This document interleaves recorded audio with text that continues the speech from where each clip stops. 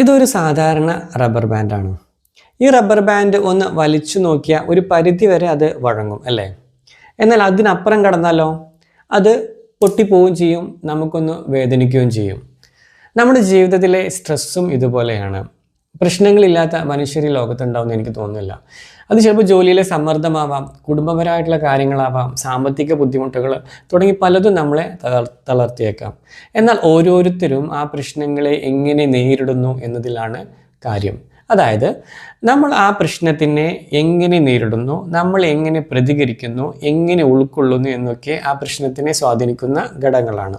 ഇപ്പോൾ rubber band പൊട്ടാതിരിക്കാൻ നമുക്കതിനെ അമിതമായിട്ട് വലിക്കാതിരിക്കാം. അതുപോലെ സ്ട്രെസ്സിനെ ലഘുവായിട്ടൊന്ന് സമീപിക്കാം. അതായത് പ്രശ്നങ്ങളെ ചെറിയ ഘട്ടങ്ങളാക്കി തിരിച്ച് എളുപ്പമുള്ള ഓരോരോ പരിഹാരങ്ങൾ കണ്ടെത്താൻ ശ്രമിക്കാം. അതേപോലെ ഒന്നും എളുപ്പമല്ല കേട്ടോ, എന്താകുമെന്ന് ആലോചിച്ചിരുന്ന ഒന്നും നടക്കില്ല. പക്ഷേ പ്രശ്നത്തിൻ്റെ ഒരു പരിഹാരത്തിലേക്ക് കടന്നു ചെല്ലുമ്പോഴാണ് അതിൽ ഓരോരോ മാറ്റങ്ങൾ സംഭവിക്കുന്നത്.